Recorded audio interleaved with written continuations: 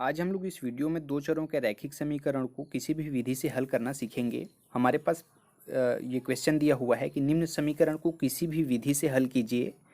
पहला है x minus y is equal to -1 और 3x minus 2y is equal to 12। इसको हमें किसी भी विधि से हल करना है। हम हल करते हैं।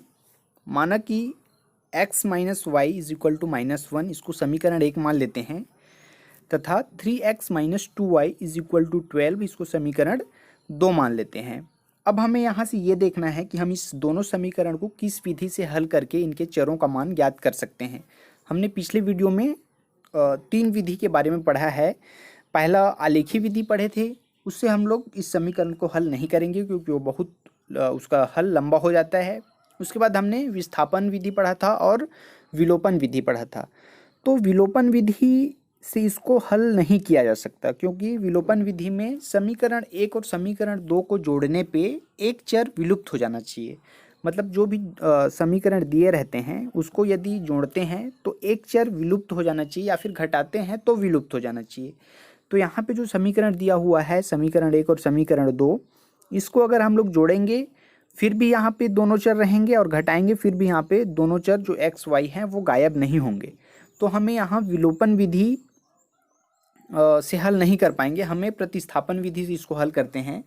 प्रतिस्थापन विधि से हल करते हैं तो सबसे पहले समीकरण 1 को लेते हैं, और समीकरण 1 है हमारा x minus y is equal to -1। यहाँ से हम लोग y का पक्षांतर कर देते हैं तो x बराबर हो जाता है -1 प्लस वाई।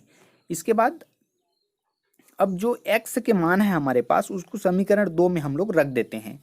तो हमारे पास समीकरण 2 है 3x minus 2y is equal to 12। ये हमारा समीकरण 2 है, और इसमें x की जगह पर हम लोग x बराबर -1 प्लस वाई है उसको रखेंगे। मतलब x का जो मान आया है समीकरण 1 को हल किए हैं तो उसको हम लोग समीकरण 2 के x की जगह पर रख देंगे। तो यहाँ पर रखेंगे तो ये हो जाएगा 3।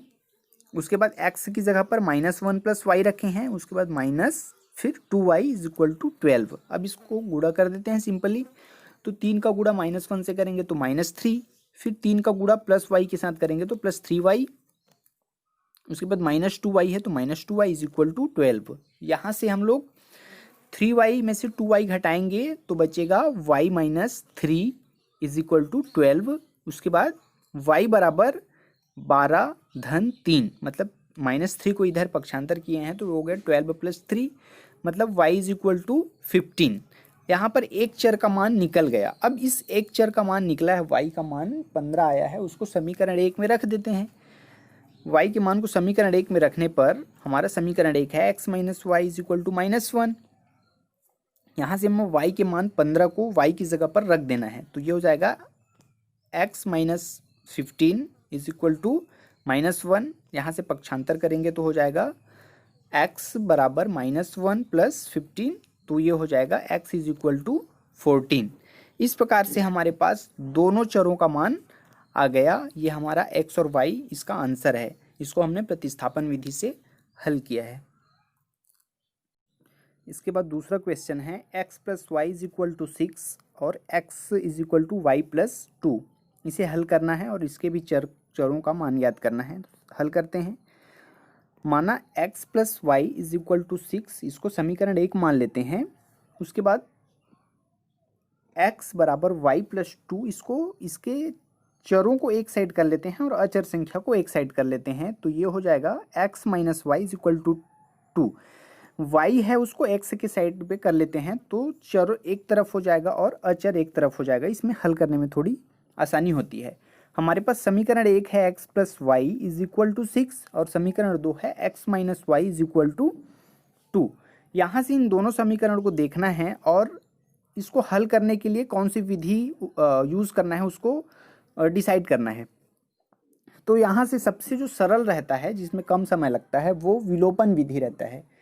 तो देखते हैं कि विलोपन विधि से क्या यह हल हो सकता है। और विलोपन विधि में हम दोनों समीकरण को यदि आप जोड़ो या फिर घटाओ तो एक जो चर रहता है वो विलुप्त हो जाना चाहिए।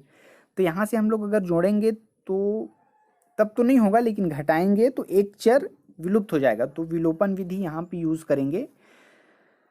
विलोपन विधि में क्या करते हैं, समीकरण 1 और समीकरण 2 को घटा देते हैं या फिर जोड़ देते हैं। यहाँ पे हम लोग घटाएंगे, ऐसे माइनस लगा देते हैं सबके नीचे में घटाने के लिए। अब जनरली घटाएंगे तो 6 में 2 बचेगा तो 4, इसके बाद y यहाँ पे ऋण ऋण प्लस हो जाएगा तो ये हो जाएगा 2y, दोनों को जोड़ेंगे तो y और y हो जाएगा 2y, और x में से x घटाएंगे तो वो माइनस कट जाएगा। यहाँ पे बचा 2y इज इक्वल टू 4। इसके बाद y बराबर हो जाएगा 4/2, तो y बराबर आएगा 2।